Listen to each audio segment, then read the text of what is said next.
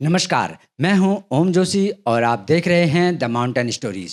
कुछ ही दिनों पहले देश के कई हिस्सों से बाढ़, भूस्खलन और बारिश से मची तबाही की तस्वीरें सामने आ रही थी। उत्तराखंड से लेकर हिमाचल, दिल्ली और कई अन्य राज्यों में लोग आसमान से बरस रहे पानी की मार झेल रहे थे। लेकिन अब मौसम वैज्ञानिक एक बिल्कुल उल्टी चिंता जता रहे हैं। चिंता इस बात की है कि कहीं बारिश अचानक गायब तो नहीं हो रही। सुनने में यह अजीब लग सकता है, लेकिन जुलाई के महीने में जब मानसून आमतौर पर अपने चरम पर होता है, मौसम विशेषज्ञ देश के बड़े हिस्सों में बारिश की गतिविधियां बेहद कमजोर पड़ने की बात कर रहे हैं।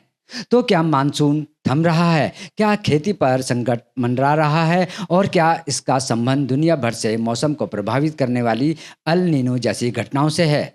हाल के दिनों में मौसम वैज्ञानिकों और निजी मौसम एजेंसियों ने सैटेलाइट तस्वीरों का हवाला देते हुए चिंता जताई है। लाइव वेदर ऑफ इंडिया के संस्थापक नवदीप दहिया ने सोशल मीडिया प्लेटफॉर्म एक्स पर लिखा कि जुलाई के दूसरे सप्ताह की सैटेलाइट तस्वीरें सामान्य मानसून जैसी नहीं दिख रही। उनके मुताबिक पश्चिमी घाट से लेकर देश के अंदरूनी हिस्सों तक कई प्रमुख मानसूनी क्षेत्रों में बादल की सक्रियता काफ़ी कमज़ोर दिखाई दे रही है।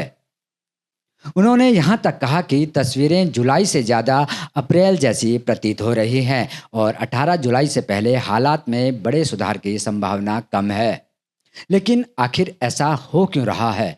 इसका जवाब छिपा है एक मौसमीय प्रक्रिया में, जिसे मानसून ब्रेक कहा जाता है। मानसून ब्रेक का मतलब यह नहीं कि मानसून समाप्त हो गया है, बल्कि इसका अर्थ है कि मानसून कुछ समय के लिए अपनी सामान्य स्थिति से हट जाता है और जिन इलाकों में नियमित बारिश होती है, वहां वर्षा अचानक कम हो जाती है। विशेषज्ञों के अनुसार ऐसा तब होता है जब मानसूनी ट्रफ यानी कम दबाव का वह क्षेत्र जो बारिश को संचालित करता है, अपनी सामान्य स्थिति से उत्तर की ओर खिसक जाता है। नतीजा यह होता है कि मध्य और पश्चिम भारत के बड़े हिस्से में बादल कम बनने लगते हैं और बारिश कमजोर पड़ जाती है। मौसम विशेषज्ञ महेश पहलावत के अनुसार जुलाई और अगस्त में मानसून ब्रेक कोई असामान्य घटना नहीं है, लेकिन इस बार इसकी अवधि और प्रभाव चिंता का कारण बन रहे हैं। उनका कहना है कि उत्तर पश्चिम और मध्य भारत के कई हिस्सों में 19 या 20 जुलाई तक उल्लेखनीय बारिश की संभावना कम दिखाई दे रही है। ऐसे में दिल्ली एनसीआर समेत कई क्षेत्रों में तापमान बढ़ सकता है और लोगों को उमस तथा गर्मी का सामना करना पड़ सकता है। हालांकि तस्वीर का दूसरा पक्ष भी है। जब मध्य और पश्चिम भारत में बारिश कमजोर होती है, तब पूर्वी उत्तर प्रदेश, बिहार, झारखंड और पश्चिम बंगाल जैसे क्षेत्रों में बारिश जारी रह सकती है। यानी देश के एक हिस्से में बारिश की कमी और दूसरे हिस्से में बारिश की अधिकता, दोनों स्थितियां एक साथ देखने को मिल सकती है।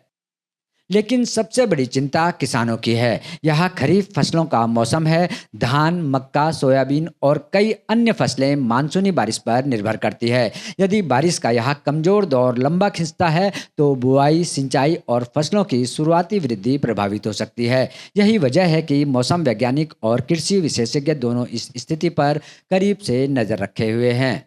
अब सवाल उठता है, क्या इसके पीछे अल नीनो भी जिम्मेदार है? कई मौसम विशेषज्ञों का मानना है कि इस साल मानसून पहले से ही दबाव में है और अल नीनो जैसी वैश्विक मौसमी स्थितियां इसे और कमजोर कर सकती है। अल नीनो तब बनता है जब प्रशांत महासागर के कुछ हिस्सों का समुद्री तापमान सामान्य से अधिक गर्म हो जाता है। इसका असर दुनिया भर के मौसम चक्र पर पड़ता है और भारत में अक्सर कमजोर मानसून या कम बारिश की स्थिति देखने को मिलती है।